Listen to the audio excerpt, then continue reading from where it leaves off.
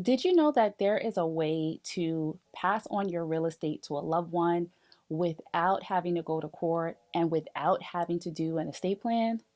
Yes, there is. So, New York instituted a new law regarding real estate transfers, and New York is not the only state that has this hybrid vehicle that allows you to pass on your real estate without a lot of headache, without a lot of red tape, and pretty much just makes it clean and simple. However, it's not as straightforward as you would think. I want to sort of get into this and break it down so that you guys understand where this sort of estate sort of planning vehicle comes into play and how it can work for you or maybe not work for you, right? So, some of you may know that I am an estate planning attorney.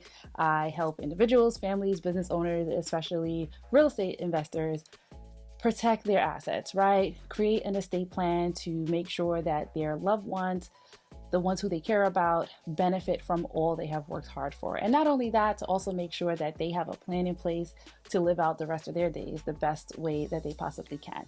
And so that's what I do regularly. I know on this channel, I often talk about self-development, self-improvement, because I think that on our journey, any of our journeys, that is a major part of it, right? And it helps to have good perspective in anything that you're doing, of why you make decisions, why are you thinking that way, why are you doing things that way.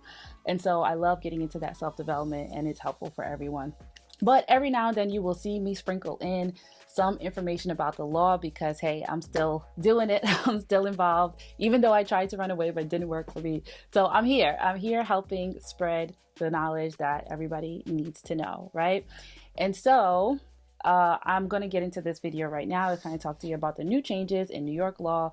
And there are 29 other states that also have this law on the books. So you're going to want to listen up. So New York has instituted a transfer on death deed law, right? Basically, long and short of it. So what transfer on death basically means that in the event that the person, the creator, the person who has the asset, right? In the event that they pass away, the individual who they named as the beneficiary, the person who's going to benefit or receive that asset, will then automatically receive that asset, right? So exactly what it says, transfer on death. If I am not alive, transfer this asset to this person. So historically, we've had this feature when it comes to bank accounts. Certain banks have a transfer on death feature. So you could go to the bank and say, hey, if I were to pass away, I want the money in my account to go to this loved one, right? Or you will see that as a beneficiary in your life insurance policy, right? If you have a life insurance policy, the whole purpose of the life insurance policy is that in the event you pass away, the person who you named would then receive that asset, right? So transfer on death, typically, at least in New York and many other states, could not be placed on a real estate property, right? You would have to do a will, or you would have to do a trust or some other type of deed transfer that allows you to make sure that this individual gets this property as soon as you pass away. So New York has instituted this law that comes into effect on July 19th, in just a couple of days. And basically it's going to be that you can now do a deed transfer to leave your assets to someone who you love in the event that you pass away. So it's cool. It gives like a whole new way of doing some sort of estate planning. It's not perfect, but it's great because it allows people who maybe don't need a fancy estate plan, or people who just can't afford to have something more substantial put in place, right? So let's talk about what are the pros and cons of this particular transfer on death feature in the law now. So one of the pros I would say is that this transfer is a legal transfer, right? It's a legal document that you're using.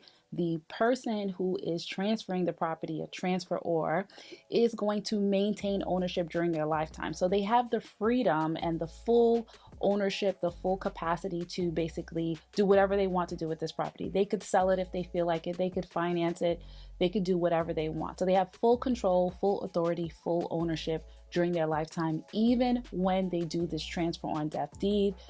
And it gets recorded, and it now says that, hey, if I pass away, this goes to my loved one.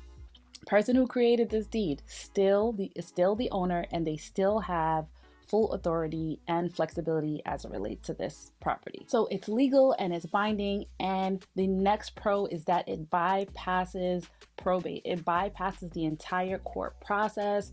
If you were to pass away, your family members, the individuals that you named as beneficiaries on this deed, will now be able to just receive it automatically. There's no like in between, there's no go between, there's no waiting period. It's just instant, right? So that's another benefit. And that in and of itself is going to save your family time, money, and the stresses that goes along with losing a loved one is already enough, so they don't now have to deal with another legal process on top of that. Now, like I said, there are some states that already have offered this, like Arizona, California, Texas, 29, in total other states that offer this law. So you want to check and see if your state particularly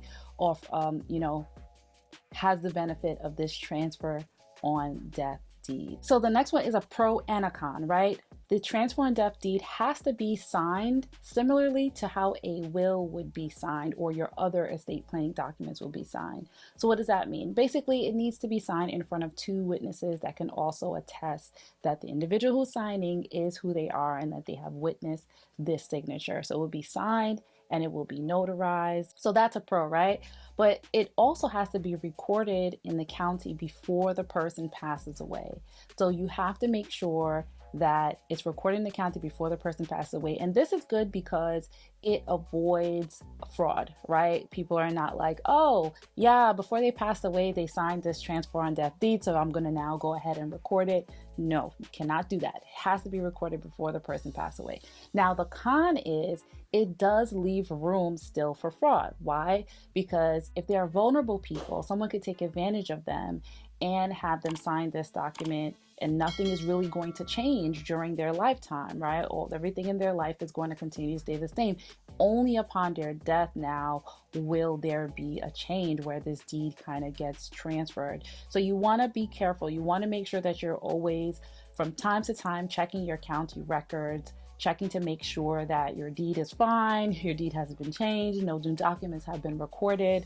It's something that any property owner should do periodically. I don't want to say obsessively like once a week, but perhaps, every 6 months, once a year, just to make sure that it hasn't been any changes that you did not authorize. The next pro is revocability. So the transfer on death creator, right, the person who is transferring the property, they can revoke this at any time. They can make changes. Like I said, they can do whatever with the property they want, sell, lease, finance, anything like that. They can do a new transfer to someone else. They can, and they could also revoke this transfer on death deed. If they do not like it, they can file something with the county records, or they can record a new deed stating, nope, this was not my intention, or I no longer have this intention and I want this changed. And then here are some real cons to this, right? So the beneficiaries must outlive the person who is making this transfer on death deed. So here's where it may not work for most people, right? Because when you put an estate plan together, you want to make sure that the estate plan is durable, right? You want to make sure that if something happens to the beneficiary, that you have an alternative. If something happens to your alternative, that you have an alternative. Like, you kind of want to think about different situations and circumstances that may arise so that your plan always works, right? I mean, we can't account for 1,000% of the circumstances, but you want to kind of think about what are the circumstances that could come up. And so in the event that a beneficiary on a transfer on death deed passes away, that transfer lapses, and it's like you never did the transfer on death deed at all, right? So their children are not going to then be the beneficiary, or whoever their beneficiaries are of the person who you left the deed to initially. They're not going to then be the next person in line to receive this, right? It's only going to go to the person you named. So a lot of times people will put vehicles like this in place and they don't think about it anymore. They forget about it and life goes on, right? And then if that person then ends up passing away, and then it's determined that, oh, the person who they left passed away before them, the person who they left the property to passed away before them. So in that case, it would be like you never had a plan in place at all. You never had this thought in place at all. now you're back to square one. So that's why it may not work for people. I think that if you can't afford to have the estate plan you're looking for, or if the circumstances are just right, this is a good vehicle for people. It is a good thing to have available to the public. The next con is that the transfer on death deed does not absolve or protect the property from liabilities, right? So if the owner has a debt, if the owner has any sort of liability, that's still going to be able to be attached to the property. The mortgage is obviously, I would think, obviously still going to be attached to the property. If the owner is concerned about Medicaid or things of that nature, that property is still going to be owned by them. So there is no protection there as it relates to liabilities, etc. So you want to make sure that when you are thinking about if this is right for you, that you're considering sort of all these things that could kind of come up that makes it not the best way to transfer property. So if you're considering this transfer on death deed, please make sure that you, one, work with a professional. Two, you want to think through the different circumstances. Make sure you fully understand how this thing works.